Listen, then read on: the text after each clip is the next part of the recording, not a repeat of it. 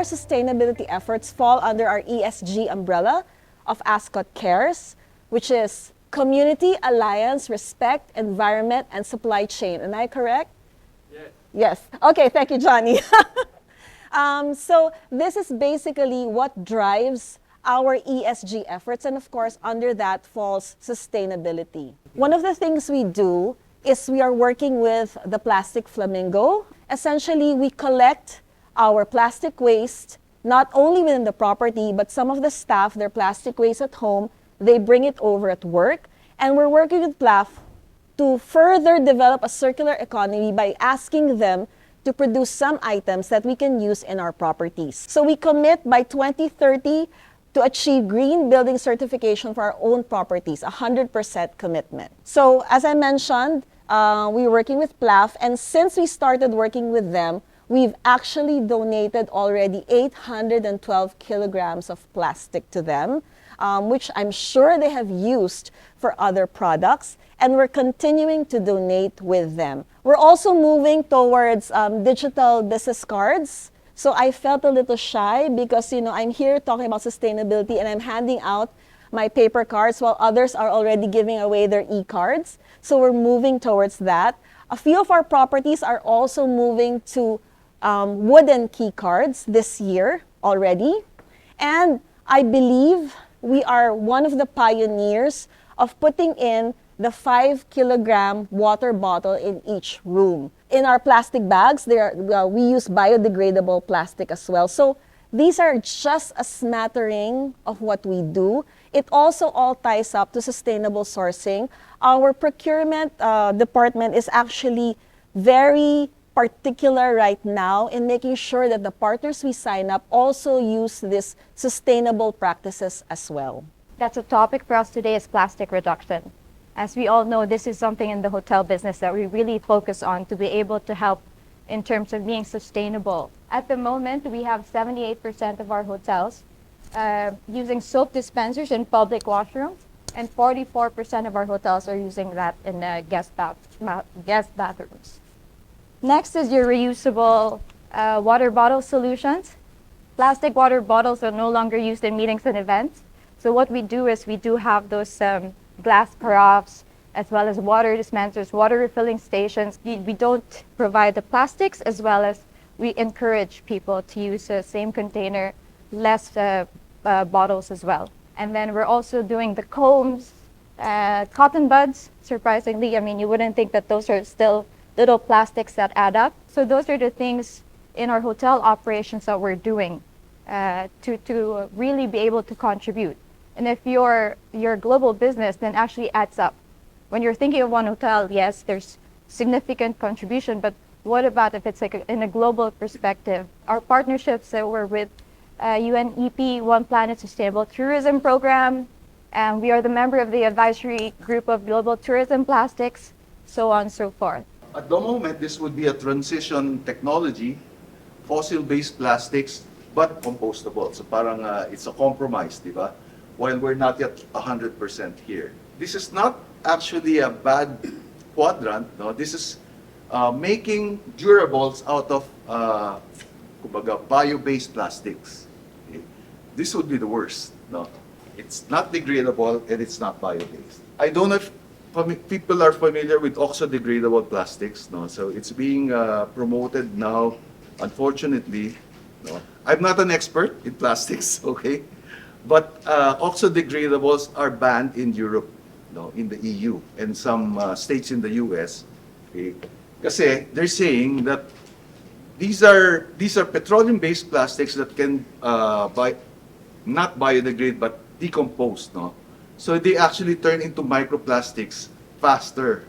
They cannot biodegrade into biomass, okay? And it contributes more, no, to the microplastic problem, okay, than regular plastic. Kasi in regular plastic, at least you can still, pick them out easily. Okay? Pero yung oxo-degradable plastic, it turns into something like dust, no, that you can't see anymore and you can't retrieve them anymore.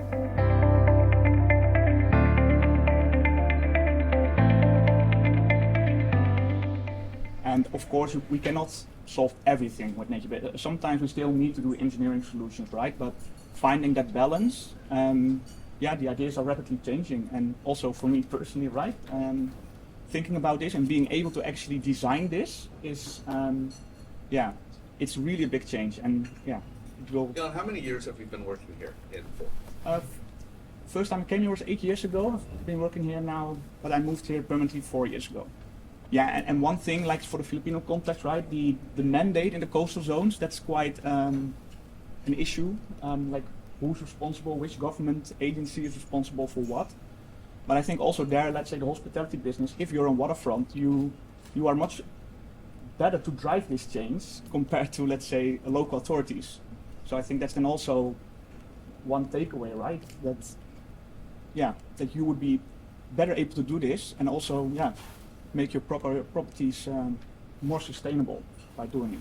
Yeah, I'm Ravis Gill from Uncommon Land. I'm a landscape architect. I was trained as an architect, so I come from the point of view of a design consultant. And when I was in architecture school, a lot of things I've forgotten, but one of the quotes that one of my professors talked about when I was in first year I still remember, and because I thought it was very meaningful. He quoted someone whom I forgot already, but he said, when you come to a site to develop a building, you always try to place it at the worst part of the site, not the best part of the site. And I thought that, especially for a resort development, would be a very, very interesting or very relevant approach.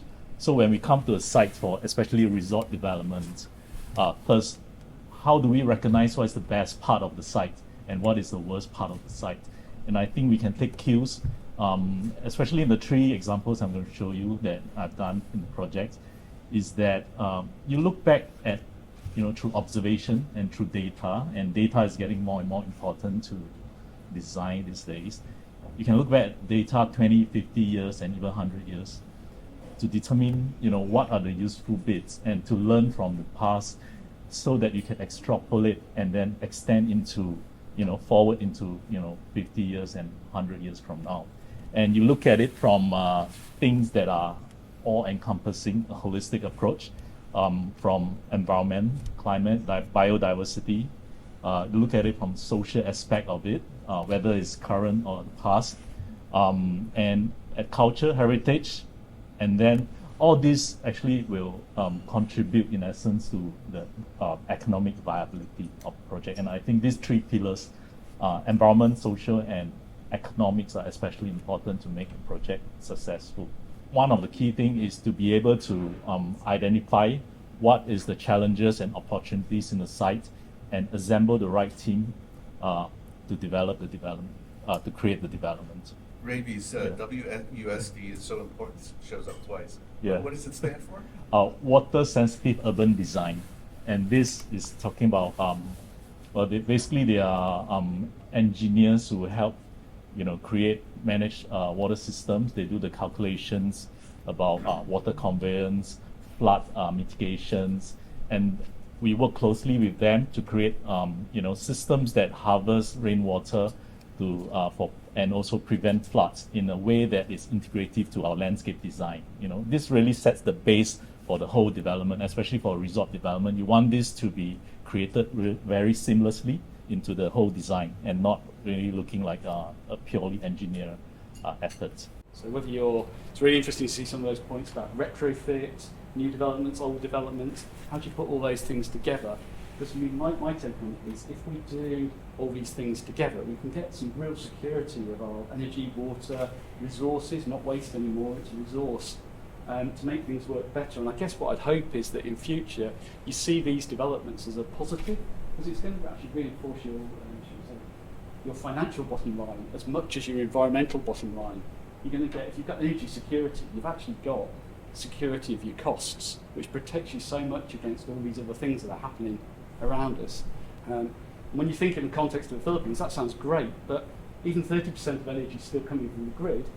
We're still getting, 60% of our power demand or power generation here is still from coal-fired or non-renewable sources, and that's going to carry on for some time. So even that 30% that we're still using has got to be very carefully managed as a whole. And I think the other piece, and this plays very much to what Ravi's and Jan Wilhelm said, is we've got to work within the capacity of the systems around us, the environment as a whole. The reason why people come to the places where we're developing these resorts and developments, the environment's got a limit, and we've got to work within it. We've got to study it. We've got to understand it. I think the comment on there, I think, was about a data scientist. They're going to be the ones who help us and tell us what it is we need to do, what we can do within the environment we've had. We can engineer it better. I'm very much of the opinion we can do better in how we build stuff and how we develop it. And I also think there's a real place for us to help pull communities along with us. When we think about the Philippines, we build so much in places where the community has not a lot. No infrastructure, no water, no energy. If we build it together as an integrated piece, the government here is not very good at managing development. That's my observation. It's quite sad to see at times. They have other priorities, but if you're a major developer, you can go into things and help shape the whole community, the whole environment for maximum benefit. So that's one takeaway. And I guess, then ultimately we get a community or a place we want to go to and keep going to in the future.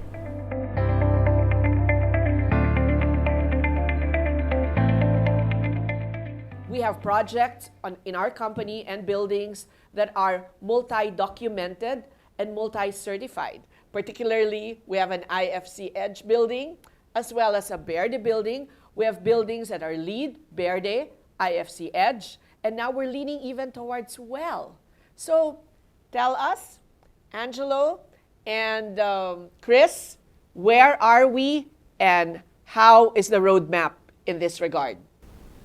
Okay, thank you, Kathy. I think it's quite interesting with the topic ESG through green buildings. People are asking us, what's the difference between the two frameworks? Should we choose one over the other?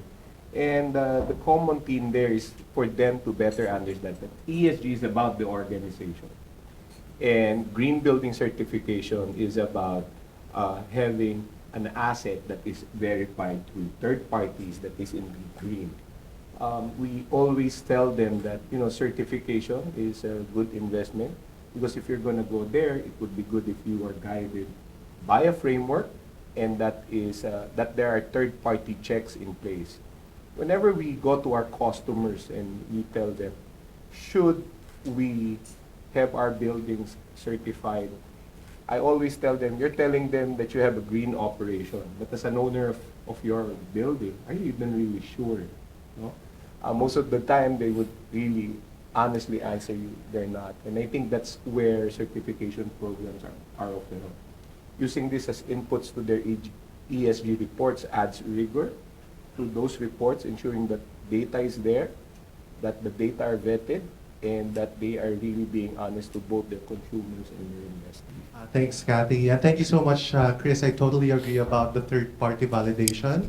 At the same time, we also see that increasingly investors are looking for a more quantitative approach to green building implementation in the way that we design, construct, and operate our hospitality projects.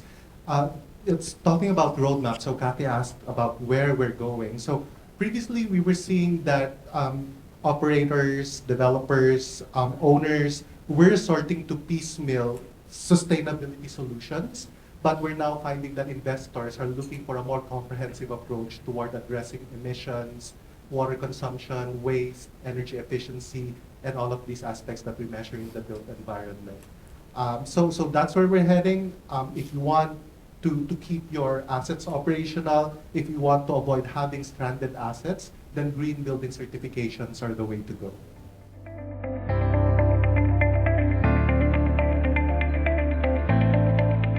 Okay, hi, good afternoon. Good morning still, everyone. I'm Siew Kim. I'm from Singapore, from Ascott Limited. I take care of, actually, my official title is Financial and Sustainability. And every time I tell people I'm a CFSO, people ask me, why is sustainability part of financial? But to me, it's very clear. If you are not sustainable, you cannot be financially profitable. So it actually comes together. So the first impression of sustainability that people have, or in the past they think, is cost, right? Oh, it's more expensive. Is it true? No. It's not true? No. Who say, yeah, great, this is. Those people from Ascott? It's not true. I mean, there's an impression that it costs more to be sustainable. But after managing a portfolio of hospitality products and managing the debt and equity market, meaning the investors and the lenders, it will cost me more if I'm not sustainable. So that gives me the drive to push sustainability in Ascott. Prior to this current role that I'm handling, I was actually managing the listed trust of the Ascott REIT, we are listed in Singapore. And in that role, I had to deal a lot with investors, be it equity markets or debt investors. And I've seen the trend of, them asking us, what are you doing on sustainability? And therefore, if you do not do anything about it, you know that your investors will go away. If your investors go away, where are you going to get your financing for your projects? Right? So that gives me the drive. So in my current role, I take care of finance and sustainability for the Ascott Lodging Group, not because I have all the engineering knowledge. No, sustainability is actually a whole ecosystem. Thank you very much, Eric, for the invitation. I'm so happy to be here. Like you, I've been in this journey for 12 years now, advocating sustainability here in the Philippines and Southeast Asia. I'm Susan Cardenas. Okay, just as a background, this is my sustainability advocacy crusade started way back in 2010 when I first visited Boracay after 9 years that I left it. I used to be with Boracay for 10 years myself in the 90s. That's why I say in ancient history. I was managing the teeny-weeny resorts there with nothing in between from 91 to 2001. That's how far back I was there. But I left in 2001 because I thought it's a little bit precarious already. As luck would have it, I married a Peruvian diplomat and I was brought to Peru, and that's my background. I will talk about it later. But when I went back to Boracay, I said I have to do something. That's where I started. Unfortunately, deaf ears at that time. I moved on to Coron Initiative, and then we had a sustainable agritourism in Negros. Also, I was invited by Tita Mina Gabor. Do you know her? Well, she's one of the pillars of sustainable tourism also here. I lectured on ecotourism, and in 2014, we also co-founded the Asian Ecotourism Network because of my work in Peru. So the future of tourism really is now. We don't even have to wait for 2030 to be net zero. It's incredible that in April, we already have super typhoons. And in the company that I worked with, we were already promoting carbon neutral travel since 2007. All the travelers to Peru are already carbon neutral because of the rainforest that they are conserving there. It's computed. And Inca Terra in Peru is also climate positive certified. They don't have to wait for 2030 to do that. TUI, the biggest European tour operator, is now demanding that all its suppliers also must be sustainable. And that's GSTC partner and certified by them. We're based in Netherlands, just like Control Union and Booking.com. We have already over 400 awarded destinations with 96 certified, and we have 75 representatives all over the globe with all these global partners.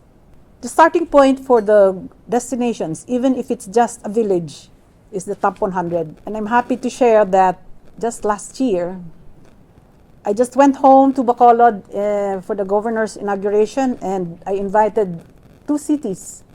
I invited the province, I invited the other cities, but 2 took up the challenge right away. They qualified in Athens, and out of the 100, they were awarded top 2 and 3 in ITB Berlin. So that's really a good feat. Yeah, in just a matter of 2 months, in fact, but because they've been doing it, political will. So I hope that we will encourage wherever you are, wherever your properties are, you will encourage the LGUs to join.